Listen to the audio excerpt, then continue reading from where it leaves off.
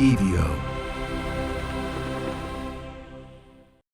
This series contains adult language and depictions of graphic violence. Listener discretion is advised.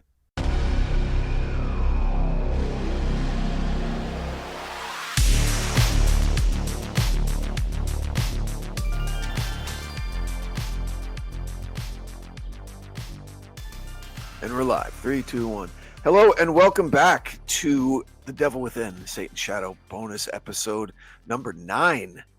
Treachery. We're there. We made it.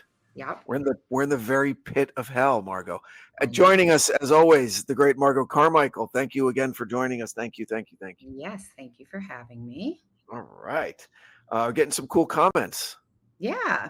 Yes. It's comments. nice. And there was I think the person who left a nice comment on one of the last episodes then also came to Death by Southwest and left a comment there like, "Hey, I'm here from The Devil Within." And I said, "Cool, welcome." So that's good. So nice. Yeah. So nice. Yeah. And for the listeners who are commenting on hearing the advertisements for a few other shows in my feed, I apologize. Please don't begrudge my making a living from doing this. You can skip right past the feed drop. You don't have to listen to it. But oh my hey, God. you know, People are got bills complaining about that? Yeah. Why? I get it. I don't know. Listen, it's a product that we put out for free. We have to be able to advertise on it, or we won't be able to do it.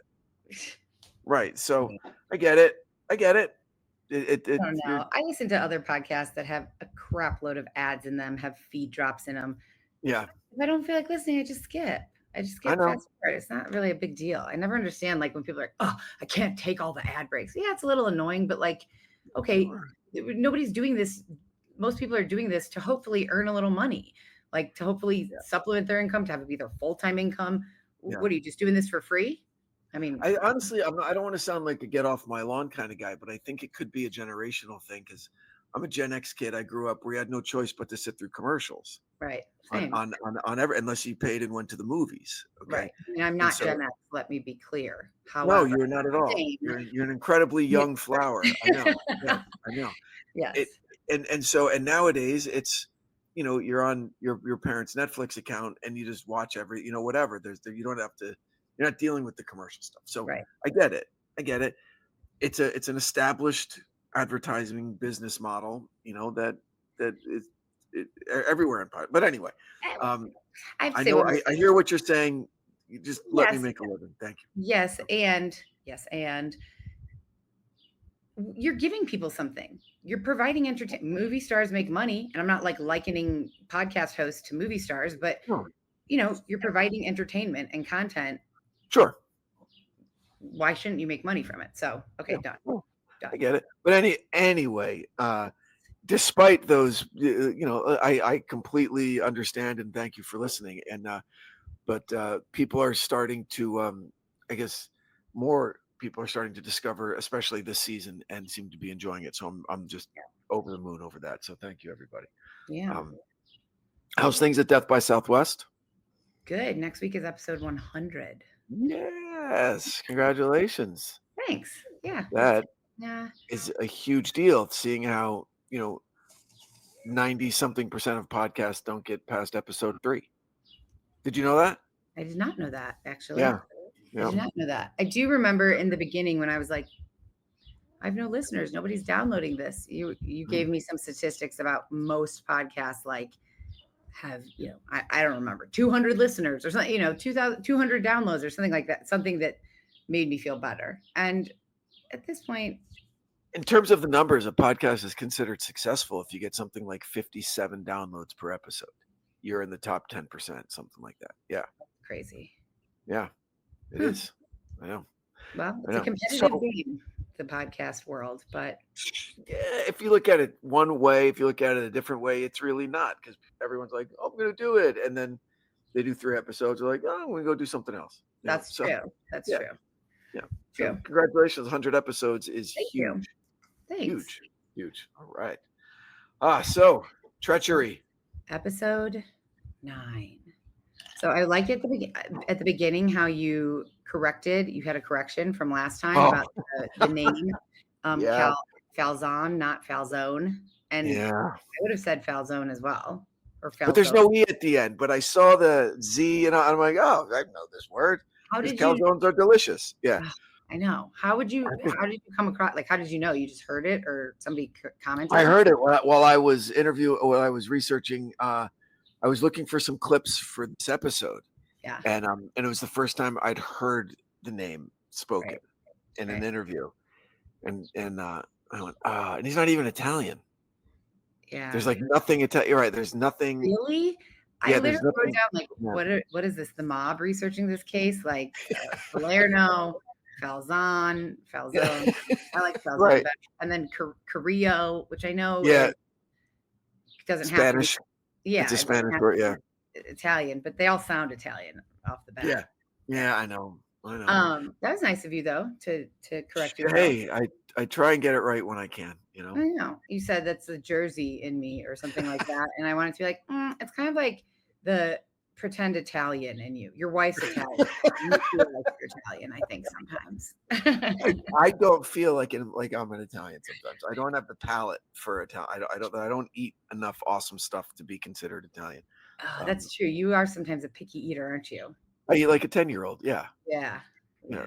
That's true. Grilled cheese, peanut butter and jelly, plain pizza, plain spaghetti. Okay. Yeah. God. Lettuce in my salad. Italian Mark is dressing. dying to come, like if we come out, he wants to cook for you. And I was like, I don't know, you're We'll gonna have to talk really about bland and boring. We'll have to talk about the menu beforehand. Okay. Now, for my wife, as long as there's no meat in it, he could cook whatever he wants for my wife. My wife will eat anything. Yeah. Okay, good. So then you went to Falzone's, how he punched Armando. Yeah. right. And I really liked this. First of all, I thought this was a great line. The 6 words that cracked the case open is your guy's name is Richard Ramirez. It was pretty like impactful the way that you presented that. And then I also loved hearing that was Joe Pesci, right? In in Reservoir Dogs? Yeah. No, that was Chris. That was the late great Chris Penn. And I loved that. That painted the picture of like what you were trying to say. Yeah. That like so well.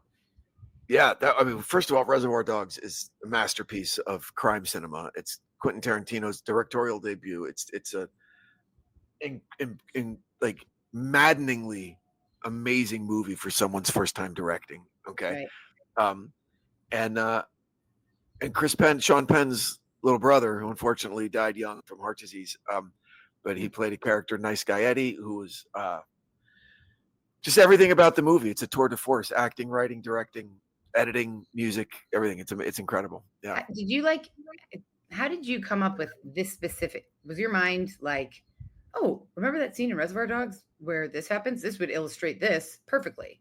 Or like, how did you make that connection? Like, my brain won't remember like movie lines or whatever, but this was so, it was like, essentially, does the end justify the means? Is I feel like what the kind of. Well, I know the movie backwards and forwards. I've seen it so many times. And that line that, oh my gosh, that specific scene with that poor cop tied to the chair. What that cop goes through in the movie is brutal, how he's tortured. Okay. And so, and what Chris Penn's character is all about is he's the underboss. His dad is the boss. Okay. But his dad's like kind of old. And so he is in charge of this band of thieves. Okay. Right. In a heist gone wrong. The genius thing about the movie, it's a heist movie, but you never see the heist.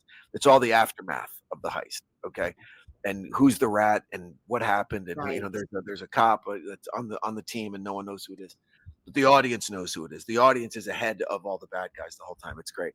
And that scene, he'll tell you he started the Chicago fire. It doesn't necessarily make fucking so. That was the line.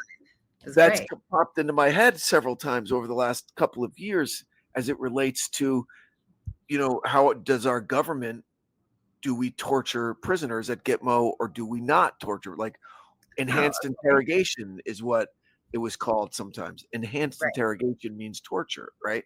And what has come to the fore time and time again is that that information is highly, highly suspect, because people will tell you anything to make the pain stop.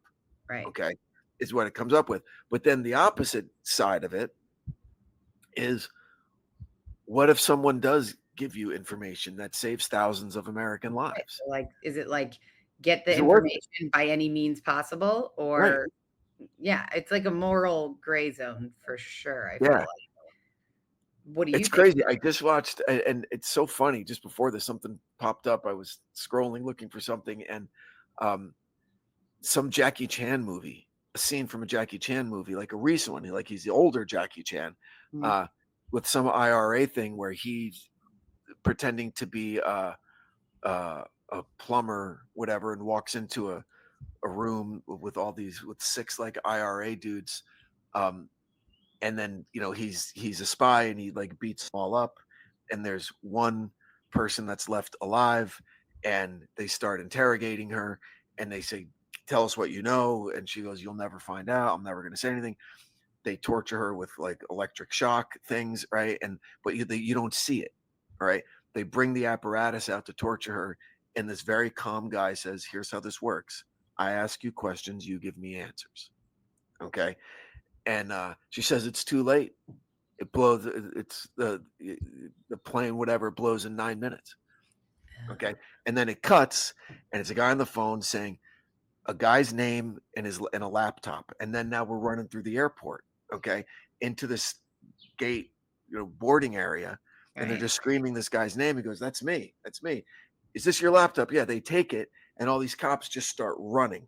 They're running through this super super crowded airport holding this laptop, right? And you're like, "Oh, it's going to be a hoax, right? It's not like Right. nothing's going to happen." And all they're creating all of this panic like for nothing, and they tortured this woman with electric fucking shocks like for nothing, right? And there's a clock on it, and it's like counting down to 10 seconds, right? And the guy finally gets to like this abandoned like jetway, and this one cop, and he just frisbees this computer down this jetway, and you're like, oh, nothing. And then there's this massive fucking explosion that would have killed Oh, like thousands. And you're like, holy shit. It's like, it's not at all that what I was expecting. So, and it's so weird that it's like, I'm telling you something, our minds are read by our devices somehow, right? duh. That Like, shit comes for up sure. Like, this is nothing new. Of course, now. you're anything that you could have possibly looked up, and you have an iPhone, right? So like Yeah. all your shit is connected. So whatever you're doing potentially on your computer is also happening on your Yeah, phone. of course, of course. But so anyway, so that it illustrates when torture works. And listen, people have been getting tortured for information for since the Inquisition, since before the Inquisition, whatever, right? But the question is, as a society as allegedly evolved as we are, Western societies, okay, is that something that we do? Obviously, it's something that we've done a lot, or it wouldn't be discussed in the halls of Congress, and be given the shitty title enhanced interrogation. Just fucking say torture, Yeah. right? Like, just say it. But you brought it up. Do the ends justify the means? In this situation, yeah, I'll punch a guy in the face to get a serial killer off the street. Totally.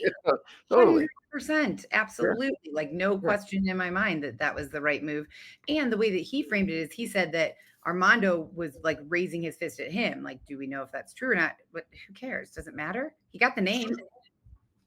Absolutely got the name. And here's the other thing. I think that's, and I look, I'm a pro cop guy. I've got, a brother's a New York State trooper, right? Like, I love cops.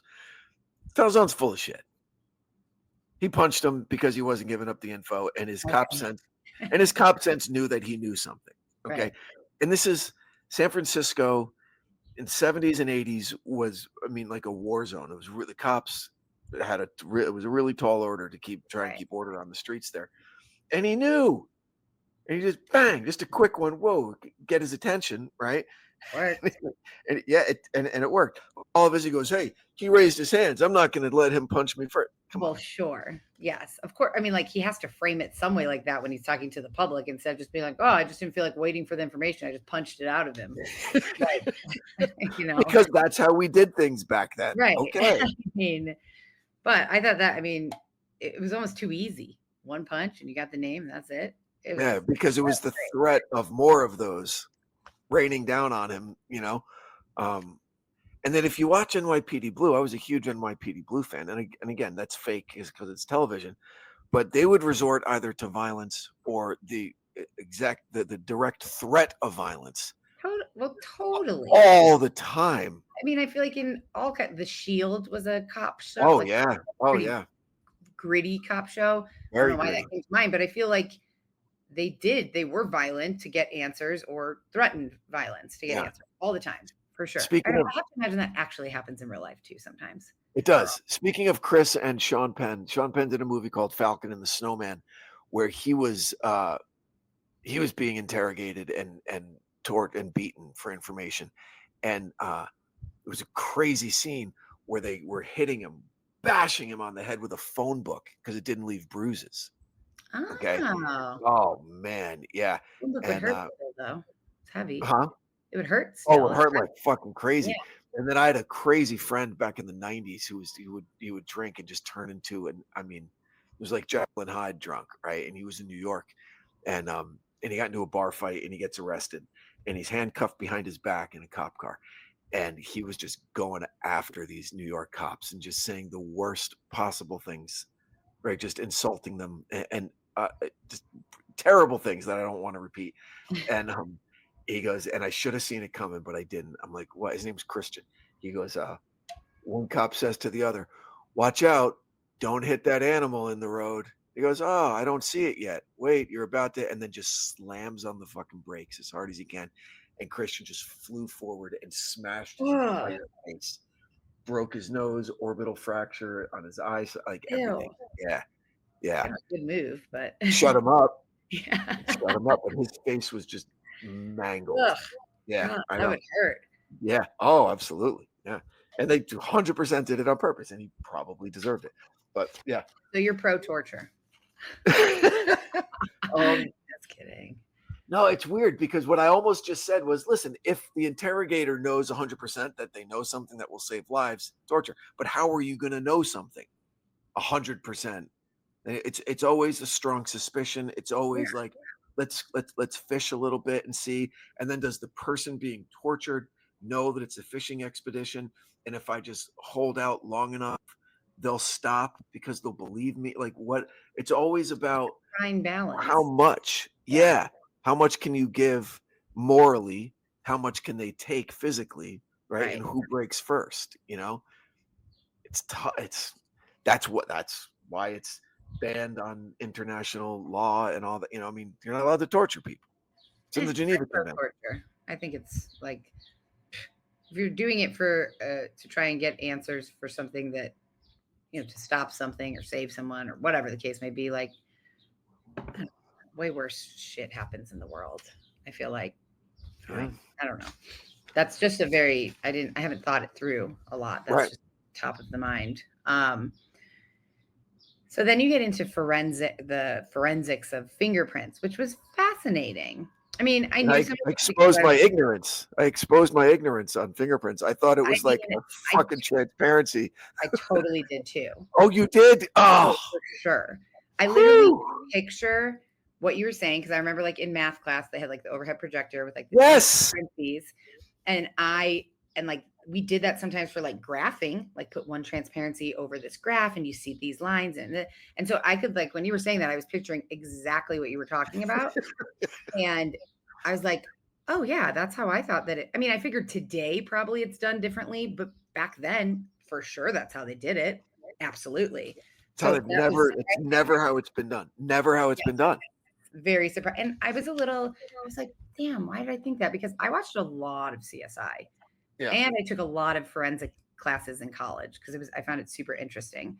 Yeah. And I should have known or remembered that. But it's a little bit more research on my end where there was, before it became an exact science, when the end of those pressure ridges were discovered to be unique. right. Okay. Like back in like the 1800s, like in England, when fingerprint technology was first kind of developed by like Scotland Yard, it was what we're talking about. There Okay. weren't transparencies, okay, but the prints were able to be collected, and then the ink and you could get someone else's and you could say, okay, look how similar these are in that way, in an overlay of a transparency kind of way. But then what made it an exact science, right? Like to be able to put someone on death row, okay, is because look at all of the pressure ridges on your finger. Each one of them has a unique beginning and a unique end. Okay. So there's thousands of points of comparison per fingerprint. Okay. So that's how the science can be so exact. So interesting and weird Yeah. how no person has the same fingerprint. Yeah. Ugh. Yeah. And I mean, now, have seen on TV how they like have the two fingerprints and you see it like running all the different things and you see all the points that match up and stuff like. Yeah. So that is true or not true then? Yeah. Okay. So what I'm saying is all of those points that match up that you see on a fingerprint, right? Those are the ends of the pressure ridges. Okay. See this? This one matches this and matches this and matches this. It has nothing to do with the overall shape, right? Like the lines aren't going to match up. Right. That's for sure what I thought. I for sure thought it was all based on that. Yep. So Me too. You made it that's like pretty, like, dense. You made it accessible the way you explained. Oh, cool. So, which is good. I will say that, do you think that all of your listeners are just like glue sniffers? Because at one point you're like, I'm betting all of you can remember the smell of super glue. I'm not saying glue sniffers. What I'm saying is, what super glue smells like. I mean, I get, yes. Of course. All right, hold on. If your eyes are closed and I'm like, all right, I'm not going to hurt you. I'm just going to have you smell something and it's not something disgusting. And I wave it under your nose. You'll be like, why are you having me smell super glue? Like you'd know it. Right. Okay. Yeah. That's what I'm saying. What you're smelling, those fumes actually are a law enforcement technique to gather fingerprints. Yeah, I didn't know that. Also, that's super interesting. It was discovered by accident that those fumes adhere to organic material that's left behind. I would love to see that in action. You can. Okay. So you can totally see it. So like if you have a fingerprint on something like my key fob, right? Okay. And the key fob is way too smooth and the dust won't adhere to it or whatever. They take the key fob and they go to the crime lab, right? And they put it in basically what looks like a terrarium. Okay? Oh yeah. Okay. And then they pump those super glue fumes into it. Okay. They let the fumes will then settle on the fingerprint and adhere to the organic matter on the fingerprint. And that's how they get it. Okay. I've definitely seen that on CSI or something. I did not know that they were super glue fumes. The forensic cop doesn't say, yo, get me the super glue. They call it whatever the chemical name is for it. But that same chemical happens to be an ingredient that smells in super glue. Okay. Yeah. Got it. That looks like a very nice key fob, by the way. Do you have a fancy car right now? Don't worry about it. No, it's a Volkswagen. It's a Jetta. It's a great car. Cool. That's cool. Great car. What are you, a 25-year-old girl, college girl? No. I'm a tech bro in a startup. That's what I drive. Yeah. And I wear like an across the shoulder like messenger bag. Right. Oh yeah. I could totally see that. That seems like a real moment for you. So then how you went on was like, it was good. The build up. I liked how you told this, like about we explained the fingerprints and then the press conference. We know who you are and soon everyone else will. That's great. Nowhere for you to hide. Yes. That was great. But was it great? I mean, if you look, what the subtext in that announcement is vigilante justice. Yeah, we're coming for you. Everyone is coming for you. Everyone else will. There'll be nowhere for you to hide. Now, they can hedge and say, because they'll call in, which they did. But also, that's almost tacit approval for people to take the law into their own hands, which is okay. I mean, after somebody's been murdering this long, I know, this brutally, put it in everyone's hands. Why not? Like I'm for it. I think it's good. Yep. I mean, it was like, it was very cinematic. It was like a, Mhm. like, Oh, oh, cool. yeah, it was good. Yeah. I like that. So, and then, I mean, it's just, it is the rest of this story, the Night Stalker story. It plays out like a fucking movie. I mean, I think a movie couldn't even be written this way. This is better than a Yeah. movie. I mean, the fact that like he walks in, he sees his face everywhere, Yeah. and But even back up a little bit, like, just by dumb luck, he's out of town when the oh announcement God, breaks yes, and yes, away from news sources, yes, and he right? doesn't even know. And He then, spent the first 16 hours of the announcement on a bus, completely isolated right, from because this back then this there's no cell eruption, phone. Right. right, this eruption of information in Los Angeles that he has Well, no idea. Yeah. and then it's just dumb luck when he comes back and they're all at the entrance waiting for him, and Yes. he just walks right out the He fucking just exit, he just walks by past cops looking the other direction. which is shocking. But he saw the cops. You said He that. saw the cops. And And like, just out of instinct from a hustler, you avoid cops as much as you can. It's not like they right, know who I am. I just got to stay away from them in a really casual way. Yeah. sure. But Yep. that's like, can you imagine the feat? I know he didn't know at this point that like Right. they were looking for him, but Yeah. still seeing a group of cops, like you've got to Yeah. have a little panic. Yeah. Oh my God. Yeah. And I just like, I thought it was so, I didn't know And he's any. like, "Hey, I need a snack." Like he Oh, wants to go in for like a Snickers bar, right? And he goes into this bodega or whatever liquor store, and then right there, boom. boom, rows of newspapers. Night Oh, Stalker this identified. is so, I mean, I would love to know what was going on in his brain at that moment. Oh man, just pure adrenaline and fear and gotta get out of town. And he makes the biggest mistake, right? Yeah, And this that's was great. I honestly what he like how you does. said that, that like this was like, you think it's like, okay, he's getting on a bus, like he's gonna get out of here. Yeah. But then everyone on the bus has the newspaper. It's the biggest And news in the city in 5 years, oh since man, the Hillside just Strangler, to yeah. be on that bus would have been magical and And then terrifying. imagine people reading the paper and It's like, then, you gotta, like, scratch your nose or something so you're low and like, uh, oh, it's so "Hey, good. hey, hey, hey, look at your paper and look at that fucking guy, right Oh there. my Holy god. shit." Yeah, Yeah. it would have been, and I thought it was interesting how you related that to to cell phone use today. Like, that's a very relatable thing, Yeah. um, and I don't feel bad, so I don't have, it made me contemplate my own cell phone use when you said that sometimes you feel bad about it. I was like, I don't, I have social, you said you don't have social media. Right. That's half true. I have social, I know, I've posted on your social media for you. I get that You have you never right. posted. Fair. Gotcha. But I have all social media, Yeah. and I don't know. I don't care. Like, I Yeah. don't scroll. I don't really, and I'm not saying that like, oh, I'm so good. I don't scroll. Right. I just, it's lost its, it's supposed to be a dopamine hit when you like see somebody like something you posted or this, and that's why people are addicted to it. And like, it doesn't do it for, I don't care. I don't care what your kid's birthday cake looks like or about Right. your new dog. I mean, if you're somebody that I'm close with, Sure. send me the text me the picture. I don't need to see it on Facebook. I don't give a shit. Yeah. And so it doesn't, like, I feel very comfortable. Actually, one of my friends said, you're really good at like turning off. Like, if Yeah. you want to do something and you don't want to be bothered, you'll just turn off your phone. You don't care. And I Yep. don't. Like, too Yep. bad. I can't be contacted now. Oh, I know. I've been there. I've been there Or, with you. Yep. yeah. Absolutely.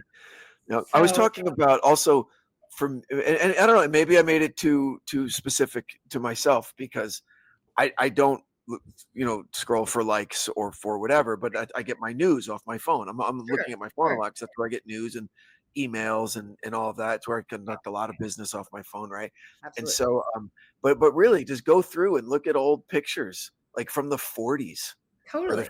50s of people like waiting for the bus. Everyone has the paper open and Oh, and it's they're an reading it interesting comparison that you made, I because they're think, for getting their sure. news. Yeah, Yeah, absolutely. yeah, That it's not like, I think the way that some people talk about like everybody's looking at their cell phone, and true, everybody is looking at their cell phone. I feel like people probably weren't like crossing busy streets reading a newspaper. yeah. However, It's true. they Good on point. a bus, at the train station, at the airport, people, it's not like people used to be like connecting all the time, like Right. hugging, like, oh hey, let's talk. Let me get to know you. People were still fucking involved in their own shit and like, don't bother We're me. isolated, doing their own thing. Yeah. Yeah. Yeah. So I thought that was because I do think that sometimes people like romanticize how it was before cell phones. Oh, everybody was like best friends on the city bus. No, that No, didn't they happen. were not. No. No. But Absolutely. it's interesting how this horrible murderer and horrible situation that LA was in like brought people together. And I know that that's I'm jumping ahead a little bit here, but well, maybe not. That like I'm sorry, I'm looking at what I have written down here. Yeah.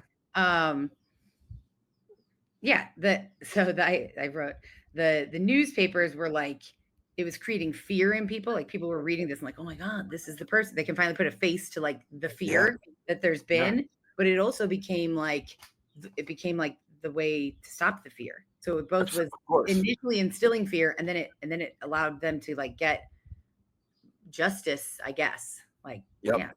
Yeah. And because everyone was afraid, because we know who he is, but he's still out there. Right, right. Right. He can still hurt people and murder people and create havoc in our city. Right.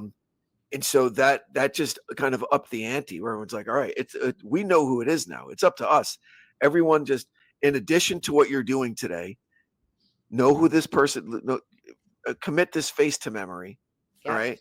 And if you see this motherfucker, either jump on him and beat the shit out of him or call cops. And so when he got off of that bus, when everybody identified him on the bus and ran across the freeway, which is 14 insane. lanes. If you know the 5 freeway in downtown Los Angeles, it is a Yep. major thoroughfare, okay, Yep. with sound walls, 10-foot sound walls to protect local businesses from the constant hum of motor traffic, right?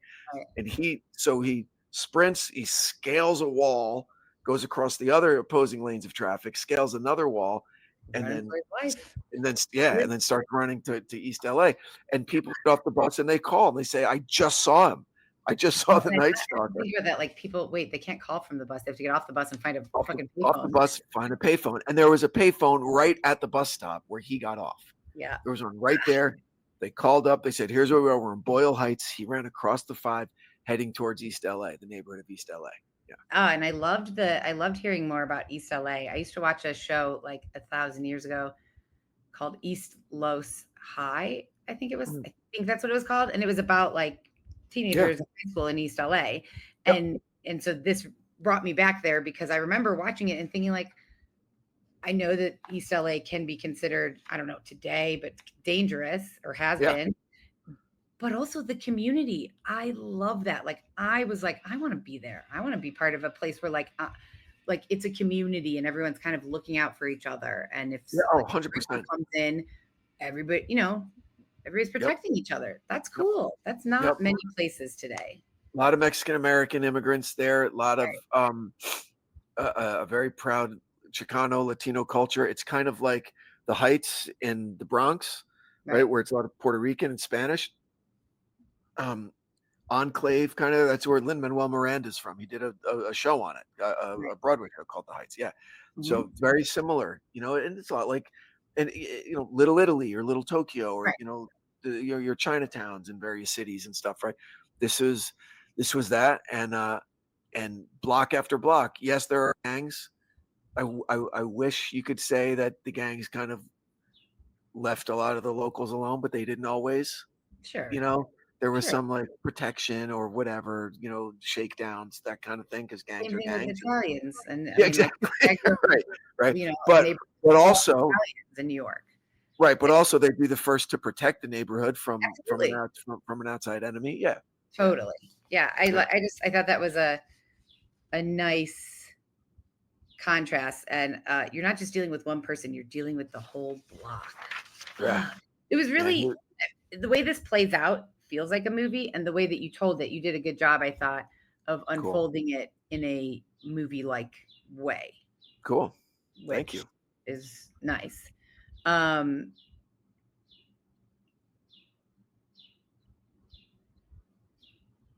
Sorry.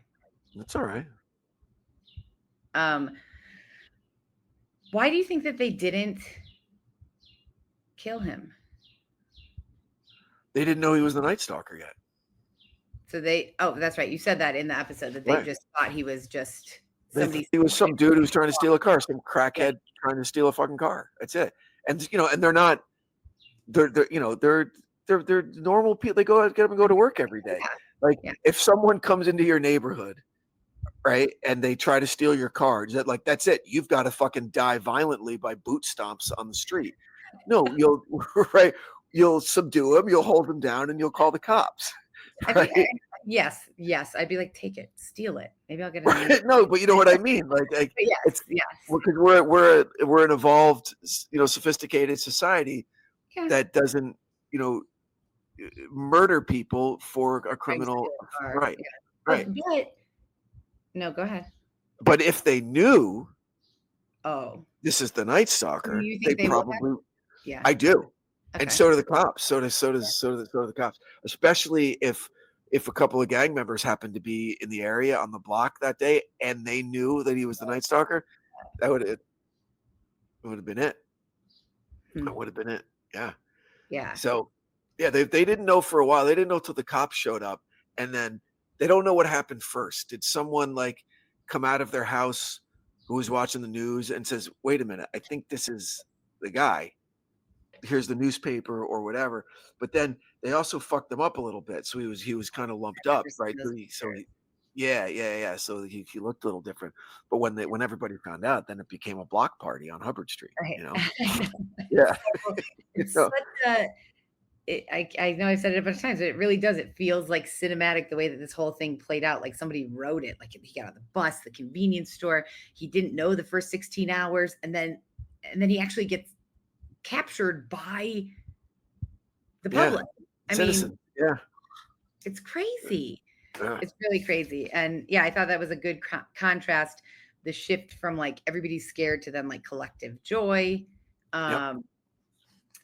I wrote down Dante crawling out of hell. So obviously I've got a connection there. The emotional feel of the city with Dante's own arc in this episode. I usually try to write full sentences in case I get nervous. I can just read them, and here I just have little notes. So Dante, we haven't talked about the Dante. Oh, right. Well, this is one where there weren't really any direct analogy, right? Okay. The one that you landed on, yes. Sure. Dante crawling out of hell is the city emerging from this nightmare. Right. Definitely. But the rest of it, there is no, I could have, was Ramirez a betrayer of the city in the way, but yeah, that would maybe, but I think that Dante and Virgil's arrival in the Ninth Circle is just a powerful enough kind of parable, and that it's the opposite of what you might expect the deepest pit of hell to be. It's not fire and brimstone. It's ice. It's an ice world. Right? Totally. That was surprising because I wrote down, as far as all the different circles of hell, like this one, like, I don't know, this one doesn't seem as bad as some of it seems bad. The silence and isolation are their eternal fate, like the eternalness. And that's, we've seen in other circles of hell, but like the fact that this suffering is forever and ever. Yeah. But the isolation, and Dante says they're not even permitted to wail. Right. The absence of sound. Yeah. They're not like, and then how it's described that they used cold kind of calculation to commit their sins. So again, it's contrapasso. It's the Italian idea of the punishment fitting the crime. Okay. Right. That this is what you used to commit your sins. So this is what you're relegated to for all of eternity. Coldness and isolation, and then right in the center of all of that, the ultimate betrayer, Lucifer, with his three faces. So like that was very unexpected to me. Yeah, and who is and he's constantly eating and regurgitating and eating the three greatest the three greatest betrayers. Right. Judas, Brutus, and Cassius. Right. For all of time. And what I loved most about it was that Lucifer wasn't some big pimp down in hell running shit. No, Right. he's just another prison. He's just another prisoner. Right. Yeah. That's Yeah, what I mean. All of that was very that's funny. Dante stripping away power from the devil. That Yeah. really kind of went against accepted Catholic dogma at the time, because basically what you're brought up to believe is that the devil's almost as powerful as God, Sure. right? Like, but not here. Right. Not here. He's frozen to the ground. Right. Which is There's why nothing that you was can do. very unexpected to me because Yeah, as we know, I have not read Dante's Inferno, yeah. as that lovely listener pointed out. But so I was not expecting this. um, and yeah, the whole like imagery of this whole scene, like the stillness, no sound, the iciness. I mean, you painted a good picture. I don't know if it was, again, sometimes your words, sometimes Dante's words. Yeah, a mixture. Yeah. Um, and then and so okay, so you said that there wasn't like a real correlation between the two. Um, but part of me at first was like, well, Ramirez is cold. He's cold. He's a Yes, cold-blooded killer. So like definitely. there's a alignment there. And then also like he was when I thought of him though, this is gonna sound weird, but when I ever thought of Ramirez throughout this whole thing, I don't picture him as like a cold person. Like he's so chaotic and so like hopped up on cocaine all the time. Right. He's fiery. Yeah. Fire. Yes, exactly. And so that like there was a juxtaposition there between the cold Mhm. and then his like capture was even fiery, how it went down, everything. Absolutely. And it was hot in LA and it was brutal, it was a brutal summer and all that. Right. Yeah. So no, what I mean by that is that in the ninth circle, it's reserved for the betrayers, right? The people who betray friends or who betray trust or and that and there, he really didn't have that, right? He didn't have like a person that super trusted him, that because he isolated, right? He was very Sure. transactional with relationships, or he was very violent with relationships. There Armando wasn't betrayed him.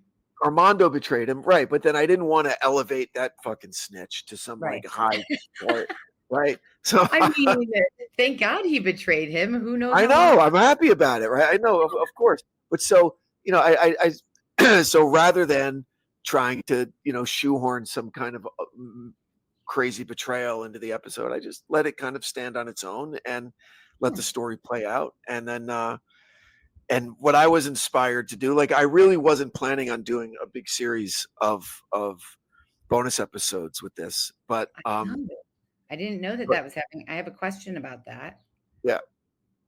but I have a question about this episode still. First, hold Oh, on. sure, yeah. Um, I thought I really liked this. By descending fully into the abyss, they had reached the point where down became up.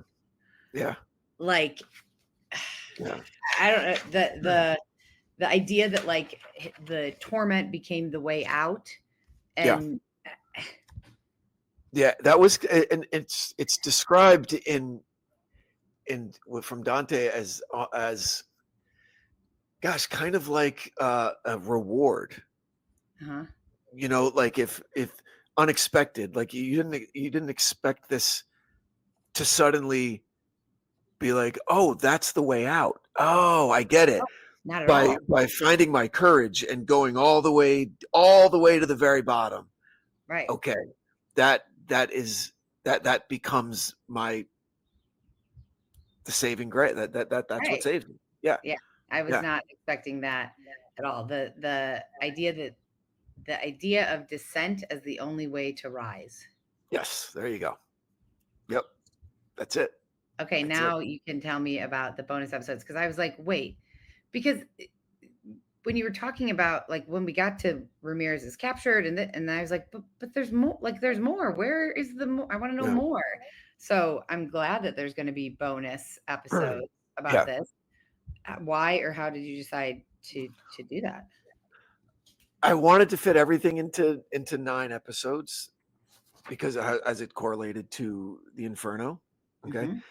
And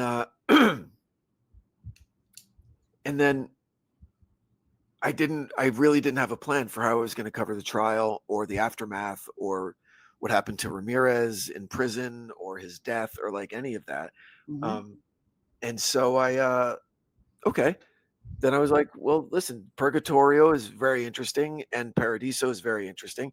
I'm not going to do fucking 9 episodes on each one. Okay. Sure. But I'll do, even more truncated versions of Purgatorio and Paradiso as maybe 4 or 5 episodes, 3 or 4 episodes that go through the trial and the aftermath, you know, because there's a lot of interesting characters that come in terms of uh, attorneys and jurors. There's a fucking murder halfway through the trial that derails the Really? trial, and oh yeah, Oh, yeah, see, I oh don't know any of this. yeah, crazy. And it was like the at that point the trial of the century, before OJ, 5 or 6 years later. This was God, that was what just 5 or 6 years later?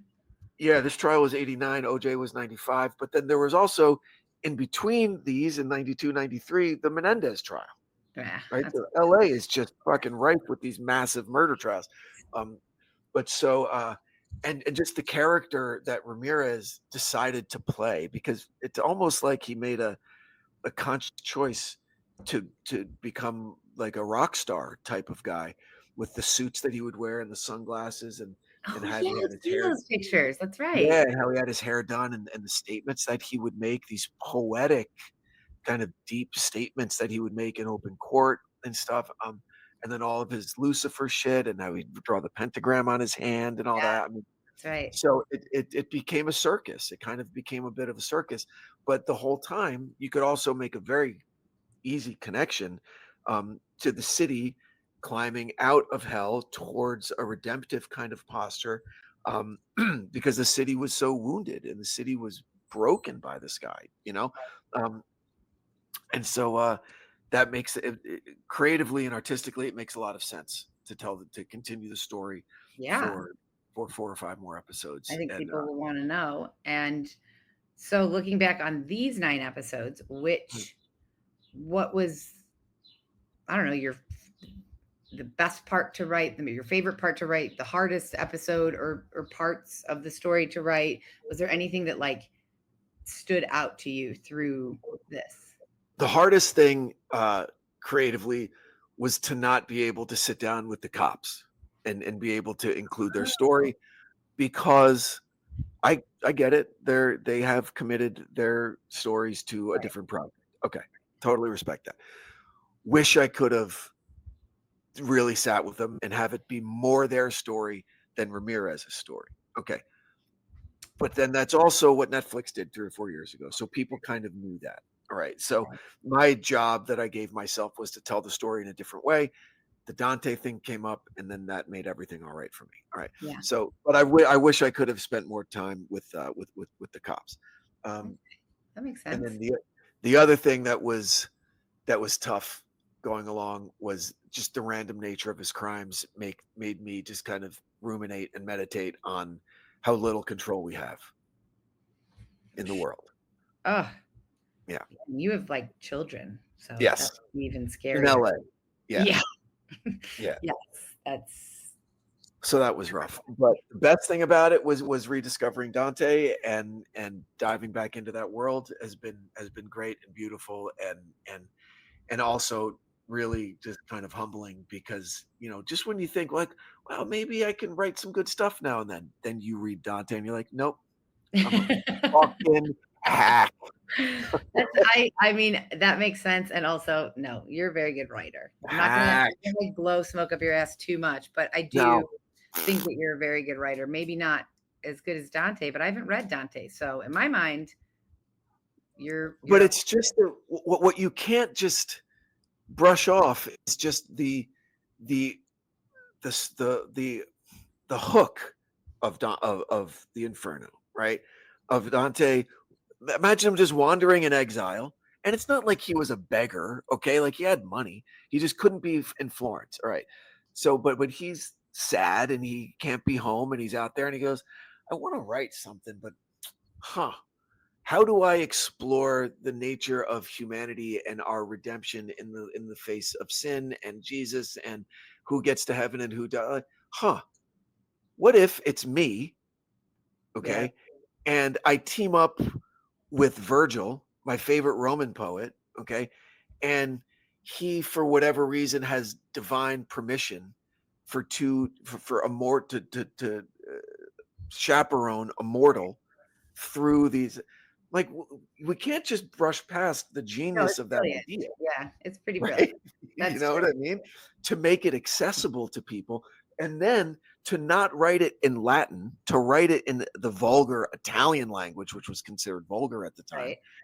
to then ensure its popularity, that so many people could. I mean, it was just one just stroke of genius after another when it comes with this. And he Sure. didn't rush it. It took him a long time to write it, you know. Um, and then when you get to Purgatorio and Paradiso, um, just because world rules that he created. All right, Virgil can't go beyond purgatory, so who's going to be his guide? Oh, Beatrice. Okay, Oh, yeah, really? The yeah, one woman he ever loved. yes. Beatrice is his guide through Paradiso. Whoa, Yeah. cool. Oh, it's yeah. So God, I've learned a lot. I will say that I have learned. I made a joke last time about the listener who commented that I haven't read this. And I was like, this isn't like a college course. Like I'm just hanging out with my friend in college. yeah. And but I will say that I've perhaps learned more than in some of the college classes I did take Mm, 100 years ago, for sure. Like yeah. obviously about Dante, but even like fingerprints, about bridges, about all kinds. Cool. There's been like a lot of cool different little asides in here That's that, great.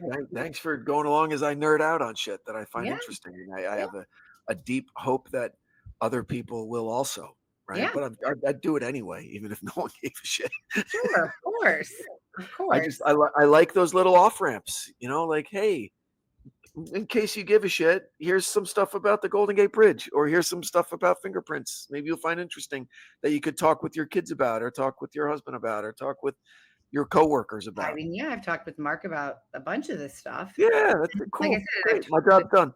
people on my Patreon when I've shared these episodes and they've gone and listened, and multiple people have said he needs to do like a history Well, podcast. big announcement coming up about that I can't announce yet, I but feel like I maybe know, but maybe you, not. I think you know also, but it's coming. Okay. Announcement coming soon. Okay. Okay, great. Good. Well, listen, this was great. Thank you Loved it. again. Thank you again. Thank you for And helping me. yes, and bonus episodes will start next week.